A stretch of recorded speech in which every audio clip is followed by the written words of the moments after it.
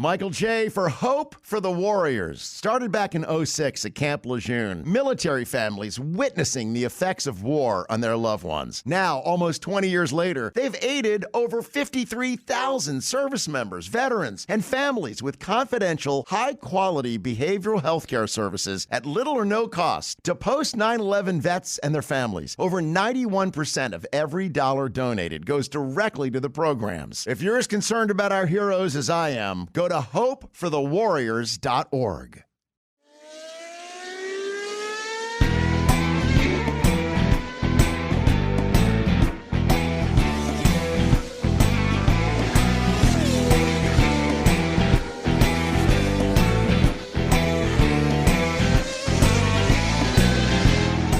You folks must all be aware of that famous dialogue. If you want something bad enough, the universe will do everything it can to get it to you.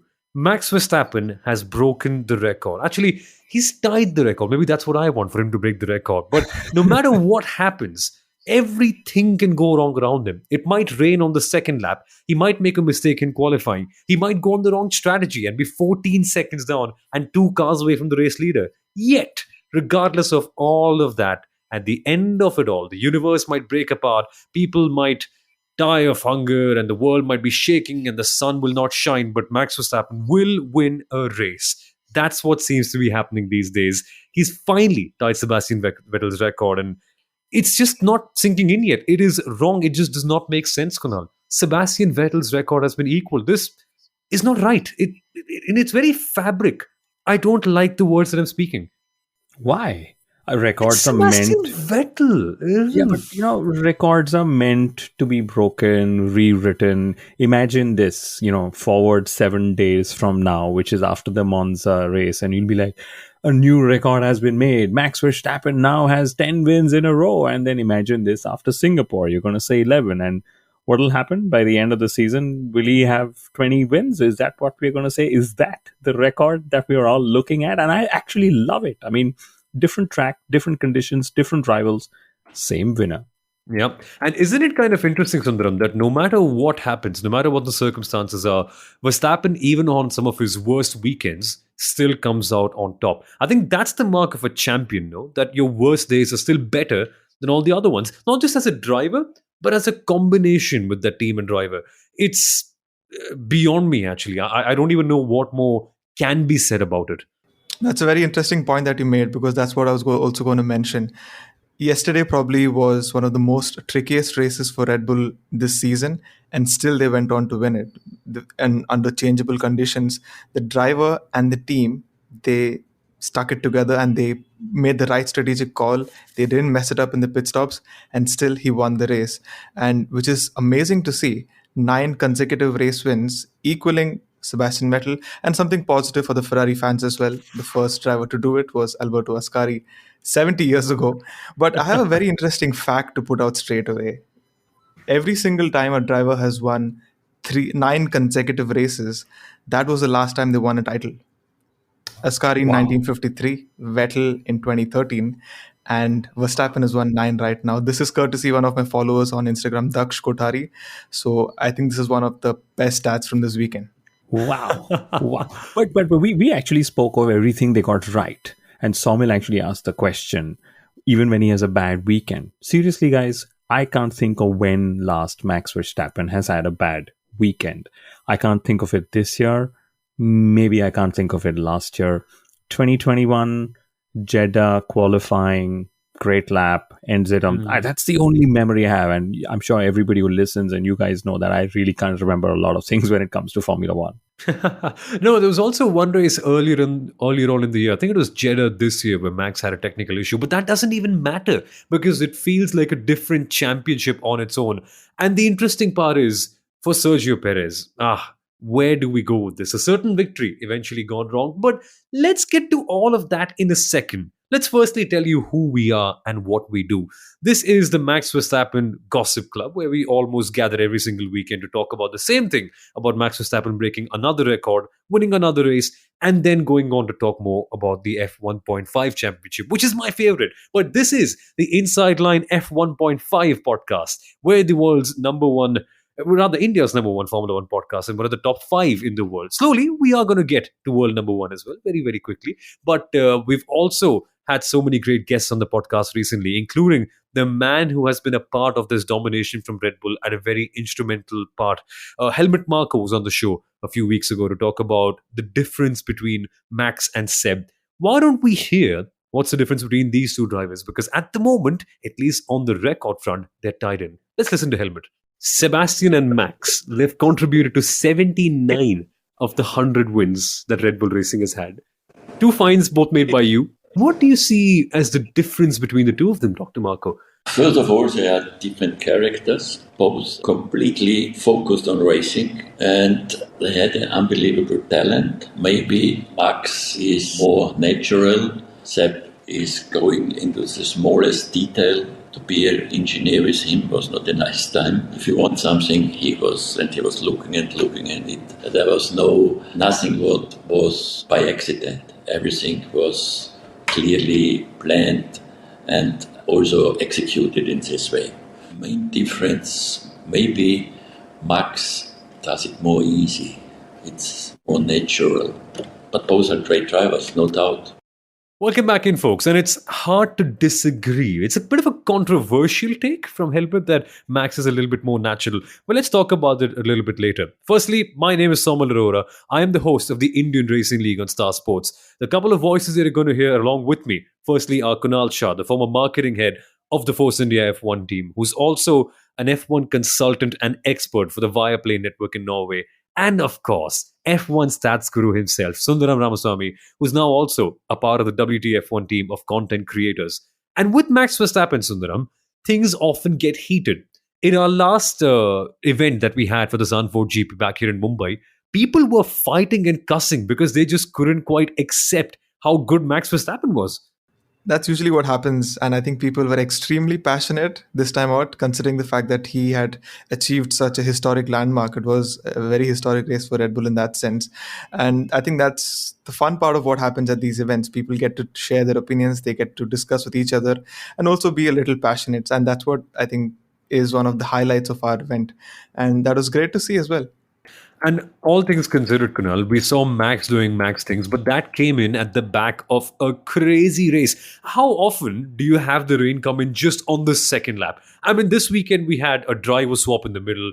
We had some crazy qualifying sessions. Ferrari being disappointed. Oh, Williams back in the top three. What more could you ask for? Rain, a lot of rain. And as Max Verstappen has pointed out, since Baku, rain has impacted, or we've had at least one wet session at pretty much every race on the calendar. So climate change is for real. In fact, we had one race cancelled, Imola, if you remember, because of rain.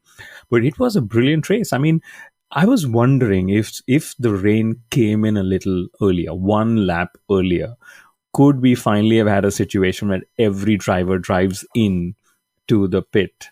And, memory of Hungary 2022 or 2020 was it? I can't remember. 20. There you go. Yeah, whatever. But that wasn't the case because that was just on the formation lap. But I think it was one of the best races I have seen. We couldn't predict what was literally going to happen. I mean, 5 or 6 stops to go ahead and win the race eventually by Max Verstappen. But we had George Russell lead. We had Checo Perez lead. There are so many narratives. I mean, this review episode and the Monza preview episode are so close to each other that the narratives will keep changing, but the winner remains the same. Yeah, it's kind of scary how things eventually go about with Max Verstappen. But there were other critical parts. Guys, what do we tackle first? Do we want to firstly talk about Alex Albon? Because I am dying to talk about Alex Albon. Or do we firstly want to go and talk about Pierre Gasly? What's the biggest surprise? What do you think, Sundaram? Definitely has to be Williams, because I think that's one of the most beautiful stories from this season as well, apart from Aston Martin and McLaren. For the longest time, it seemed that Williams always had a car that would do well on low downforce circuits. And somehow they come up with a car that does well on a circuit that is rated third in terms of downforce after Monaco and Budapest, the Hungaroring. And this is something which is still unclear for the larger fraternity or the community in Formula One. How did Williams manage to put up a car that was constantly good in the wet as well as in the dry across all 3 days? And this is something that really surprises me. While Ferrari on the other end are faltering when it comes to race strategies, Williams really stick onto one strategy and they're able to execute it well. And how many times have we seen Alex Albon pull a long stint? Millions of times. But this, Kunal, is the same Williams we saw a couple of years ago not even have their car ready for preseason testing. So it's fun. And you know a car is doing well when Sergeant Logan, no disrespect, can also get into Q3. He couldn't quite manage the winds of Q3 though. It was probably a bit too high for him and eventually ended up bowing out over there. But it speaks volumes. And you know the fun part? After the qualifying session, when Alex Albon was asked what exactly went right, he said, I think it was the wind. We got a really good headwind and eventually that helped out our car. Is he channeling the god Aether, channeling the winds, making sure that the William goes well? Because that's unheard of. I'll tell you on a technical point what actually worked was the Williams was able to fire up their tires and keep them in a window, which made them so competitive. Because the question that Sundaram asked is the question that everybody had on their minds. What on earth is a Williams doing on such a high downforce sensitivity circuit, being so high up the ranks? It was, good flashback from the old days of what Williams could do. And mind you, Saumil, this is not the same Williams team that actually didn't have the car ready a couple of years ago in preseason testing, with all due respect, because yes, that did happen with Williams. James Vowles and the engineering brilliance he's able to bring in. And that's what Williams essentially needs. They need an engineer that's able to engineer the team back to, their glory days or closer to their glory days. Don't pardon me for the pun, probably just happened by itself. Yeah. But yes, I think, can you imagine Williams doing what they did still becomes a bigger talking point, unfortunately, than Pierre Gasly actually getting it right. He made the perfect tire switch call just the way Checo Perez did, and he made it work on merit. Before we get to Gasly, though, we need to flex about something a little bit, Kunal. We called it. In the stories to watch for the second half of the season, we called that Alex Albon will be qualifying in the top 5 somewhere. We did not know it would be Zandvoort, though. That was totally off the charts. We said Las Vegas, we said Monza. Monza's coming up next, so watch out for that one. But Zandvoort, that's I've not pronounced it correctly. I've been so short that I've forgotten how to say the name of the circuit properly. But the point being, it doesn't even add up. It doesn't even make sense. And you're so right. We just have to talk about Pierre Gasly, because that is something scary, that Alpine, amidst all the mismanagement, is able to get a podium. And we don't care about it as much, isn't it, Sundaram? I mean, exactly. The fact that he pulled the right call at the perfect time. He started from P12, and he is among the very few drivers. I think there was Perez, there was Tsunoda, Lawson and Magnussen, and even Leclerc, who pulled into the pits after the very first lap. And he was able to stay within the top 4, top 5 through the duration of the race, which is extremely good to see. And the fact that Alpine got a double points finish for the first time in close to 3 months, especially after what they've been going through over the past couple of weeks, is a great start to the second half of the season. It's a good way to do the rest of the season. And, Pierre Gasly actually started the summer break also on a high. He was, I think, third in the sprint in Spa, if I remember correctly. So he started the summer break and sort of ended the summer break on the high, and always getting a podium in the Grand Prix is far bigger than getting a podium in the sprint, even if Formula One tells you otherwise. Ladies and gentlemen, remember, the Grand Prix on Sunday is still the most important race. And I think what really benefited Gasly was, yes, the correct call that he made to switch to the Inters, right? And then classic what we've seen this season, if you get track position, it's so difficult to overtake because the cars are so closely matched to each other that you are able to hold on to the track position. On top of that, you had a circuit like Zandvoort, which is narrow, the cars are wide, beautiful circuit, but it makes it easier for you to also hold position if you had to, unless you had Fernando Alonso chasing you for position, because then Fernando would do whatever it takes at turn 3 to get position. And you called it. You really called it in the pre-race show, Kunal, where you actually said that Fernando Alonso will make a move down at turn 3 and turn 4. And he did just that. So let's talk about him for a very, very quick second. Because we sort of knew that with an upgraded Aston Martin, there could be a chance of something better happening in there. But this was a little unheard of. And amidst all the chaos, it's always great to see Fernando Alonso and Aston Martin being the sharpest ones of the lot. So even though the car may not be thereabouts for Aston Martin, it's good to see that they're there, at least in terms of strategic calls, after what was a bit of a debacle in Monaco as well. So good to see Fernando Alonso back on the podium. And on the other hand, when Aston Martin was sharp this time out, McLaren and Mercedes, wow, McLaren and Mercedes together. This feels like a bit of a throwback thing as well. But McLaren and Mercedes together, both of them unable to get things done, which is a bit of a disappointment because when we saw the results from qualifying, when we saw the pace that both Lando Norris and Oscar Piastri were carrying, after all the support from all the orange t-shirt wearing fans out here, and even the curbs for that matter, it just was strange that they weren't quite able to get something out. It's like the momentum has been stunted a little bit, Sundaram. No, it's not about the case of momentum, I would say. They did extremely well in qualifying. But the fact is, they were not able to make the right call once again. It's all about strategy. It's about making the correct call. And unfortunately, McLaren and Mercedes were both those teams that waited a bit too long to pit. They waited until lap 3. Russell actually waited until lap 4. And that's one of the main reasons why they fell down the grid and they really couldn't make their way up. I mean, they did make it to 6th and 7th, but that was one of the main reasons why the rest of the race wasn't the greatest for them. They were somewhere in between the sort of strategies that the top teams like Aston Martin and Red Bull did and what Williams executed. And that was the bad place to be in. They really did not recover from that at all. Yeah, they were in like literally strategies, no man's land or no woman's land, if I have to be woke about it, right? But the truth is, it was so surprising, both McLaren and Mercedes. Again, tremendous experience. They had quicker cars, right?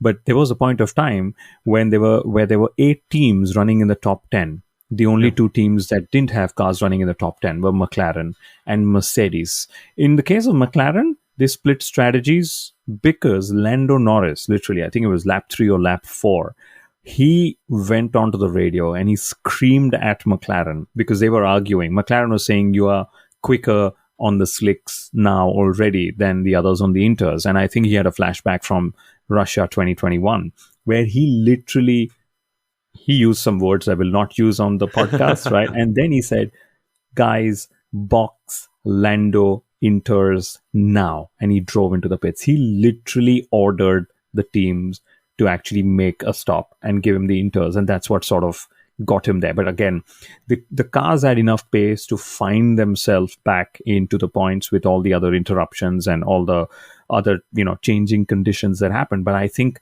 McLaren and Mercedes both let their drivers down by not being the sharpest when it came to strategy. And it's just a matter of one lap, isn't it? How your judgment can be slightly tainted in one lap. We saw this with Sergio Perez and Max Verstappen as well, where Sergio was able to come out 14 seconds ahead of Max with a couple of cars, and Zhou Guan Yu also very randomly in the middle between all those two as well. But it's amazing how one lap can make all the difference. And eventually, in the grand scheme of things, it didn't really add up for both of them. But I find it interesting how Formula One is all about partially luck as well, because it's all about feel, right? And what we also discussed in 2021 after the Russian GP, I remember very distinctively, was that you can't fault Lando Norris for the process of using his instinct to make a call on something quite like that. So in the same way, I don't think you can fault the drivers for what they did, just that sometimes it works out for you and sometimes it doesn't.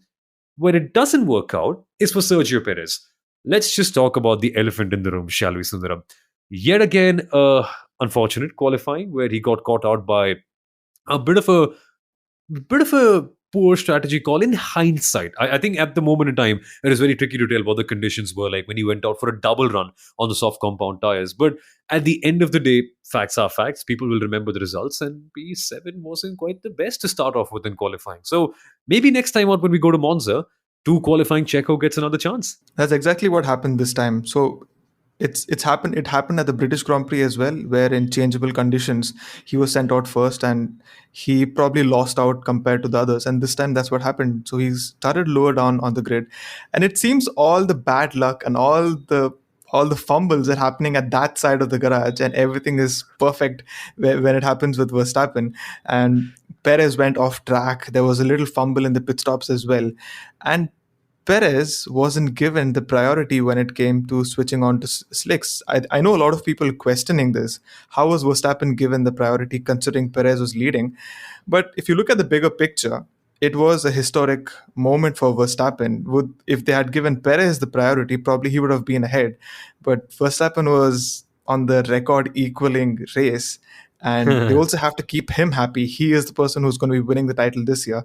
And I definitely feel in the longer run, Perez is expendable, Verstappen's not. And not Ferrari. We got to wait till we talk of Ferrari. And Red Bull also want to make these records. They want to be remembered forever that the fact that they made these records. And if Max is getting them the records, why not?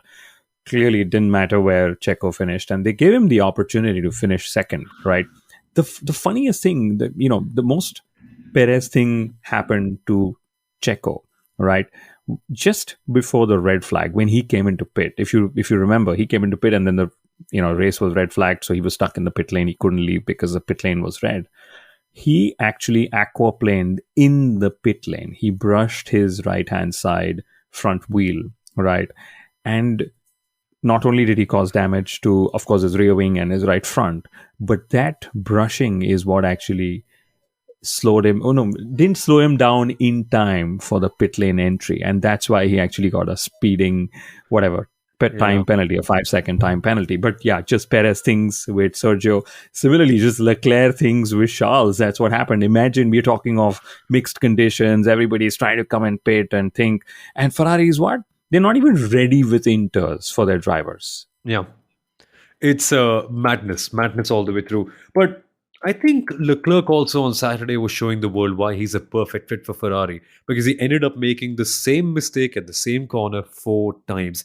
Classic. That's what the team does as well in the grand scheme of things. It's a perfect fit the way things are going about. But what I don't like is the fact that he's taken this long to realize that at Ferrari, you've got to guide the team and maybe grab them by the jugular and make them do things. It's finally taken him, how many years has it been? 19, 20, 21, 22, 23, 5 years at Ferrari to realize that he has to direct them after qualifying 1.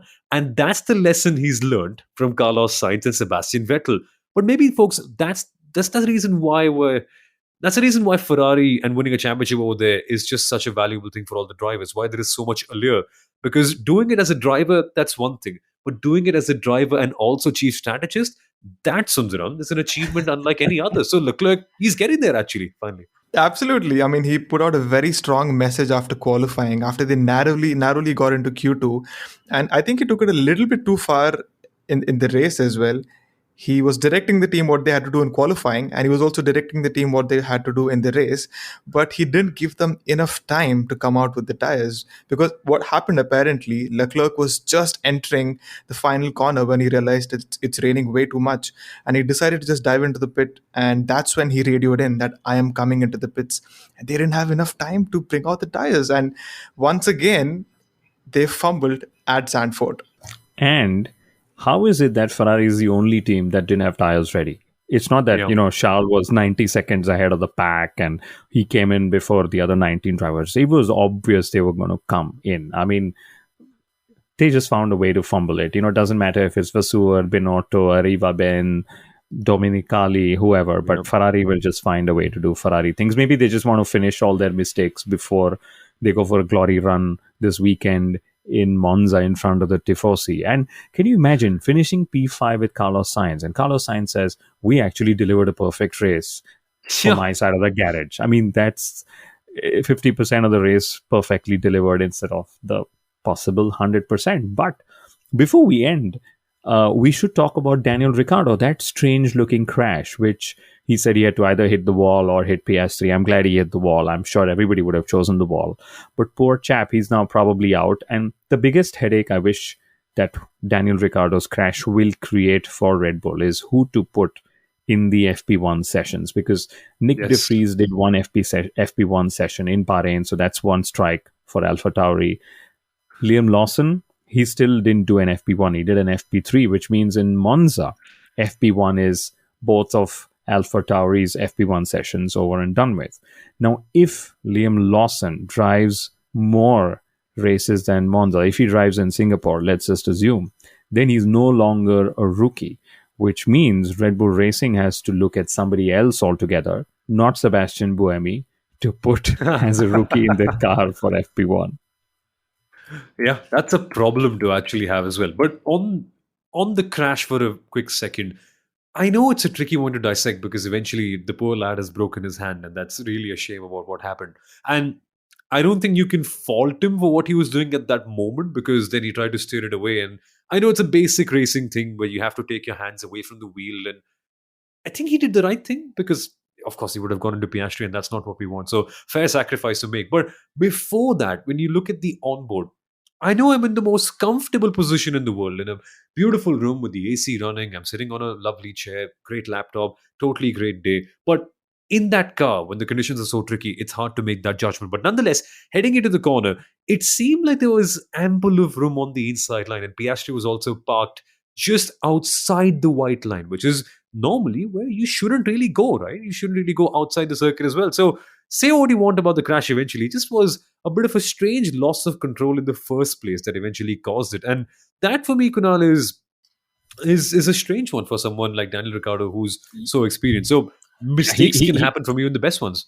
Correct. Yeah, he did make a mistake, and that's why he had enough momentum to go on the outside of the circuit, but not correct and take the inside line and avoid PS3 altogether. He did make a mistake, and that's where he lost control eventually. And then it was like, now that I've lost control, what do I hit and who do I miss? And that's the decision he had to make. But great for Liam Lawson to actually, he's never driven on the slicks. He's never done a qualifying in mixed conditions. He's never done a race where there were 5 or 6 pit stops. So this is like baptism by water for Liam Lawson. Baptism by... Nice one. Sundaram, that was a Lawson joke. I tried. It didn't work out. No, but I think Liam Lawson has 3 main takeaways from the race. I mean, like I said, it was a wet race and under changeable conditions. Firstly, he did not make a mistake. He did have a penalty, but which wasn't because of his own fault.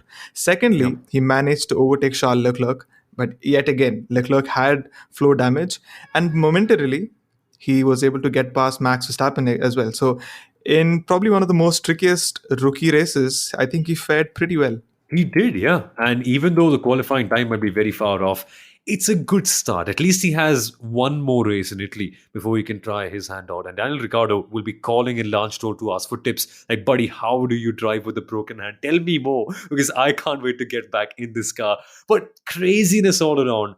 And as is always the case, no matter what happens, no matter what we discuss, at the end of it all, Max Verstappen wins. And my God, I can't think properly because he's corrupted my mind with all the success. But let that be the takeaway of this entire episode, of this entire weekend, that no matter what happens in the world, Verstappen is going to be the winner. But is that going to be the case in Italy? That we shall discuss in our Italian GP preview episode, which comes out in a couple of days' time. So stay tuned for that one, folks. That's it for everyone right here on the Inside Line F1 podcast for the Zandvoort review. See you in a couple of days. Have fun. Bye-bye.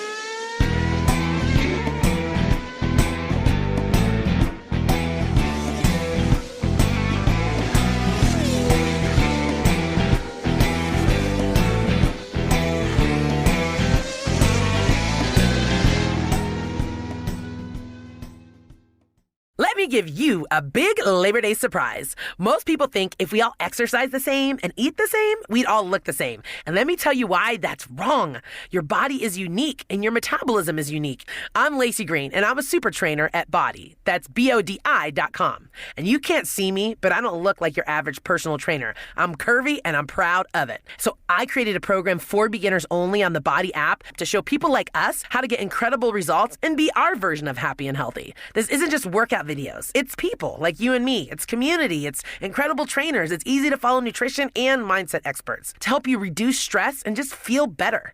And you can get started with my new program called For Beginners Only. Now, here's the big surprise. If you go to BODi.com right now, that's BODi.com, not only can you get everything BODi has to offer at 50% off with an annual membership, you'll also get an additional 20% off, but only during Labor Day weekend. Let's do this together. Go to BODi.com. That's body with an I.com.